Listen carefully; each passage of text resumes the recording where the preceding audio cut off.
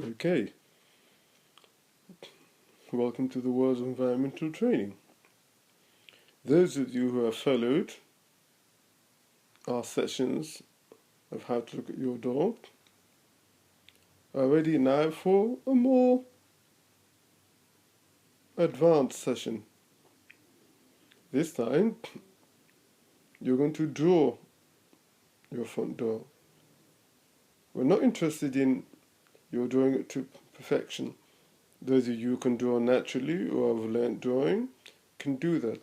What we're interested in for you to making a rough sketch and putting the principal parts: the letterbox, the keyhole, the door knocker, the spy hole, the doorbell, the number, windows if there are windows.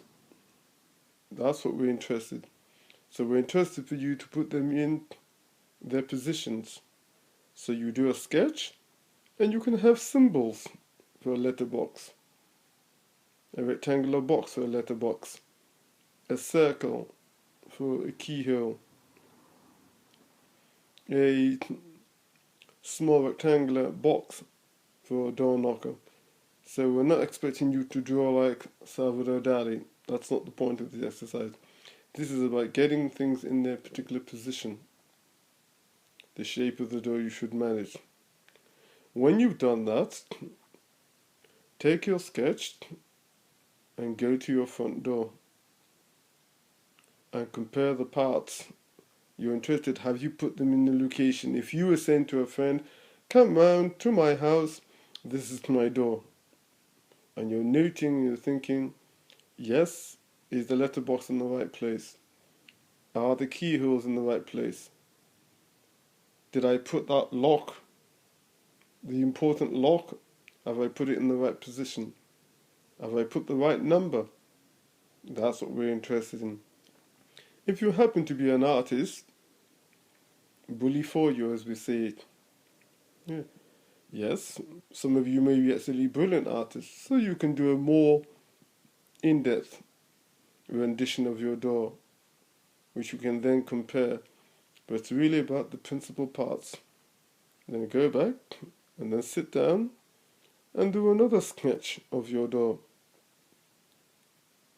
But once again, the number, the letterbox, the doorbell, if it's actually on the door, obviously the shape of the door, the keys, holes, which side, getting the side correct.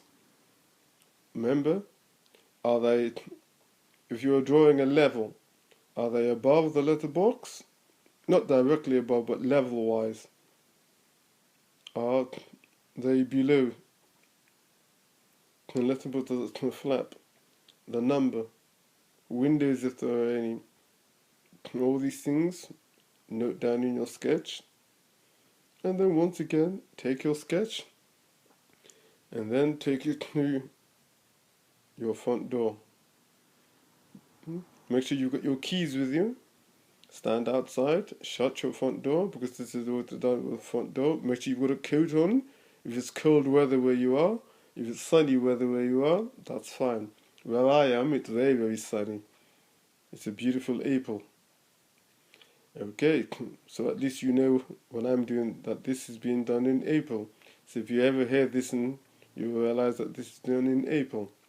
Now, look at your sketch, and then look at your front door.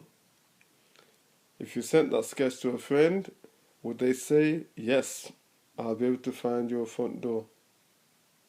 Because remember, what our front door looks like by daylight, it doesn't look like at night time, especially if you don't have a night light or porch light. But let me give you one thing. If you studied your door properly, your subconscious mind will keep the impressions that you have acquired. And even if you came back to that door 10 years later, as long as that door was still there, you would recognize, in fact you would remember. That's the whole point about paying close attention. And that's why we've got you to work on this door, boring as it is.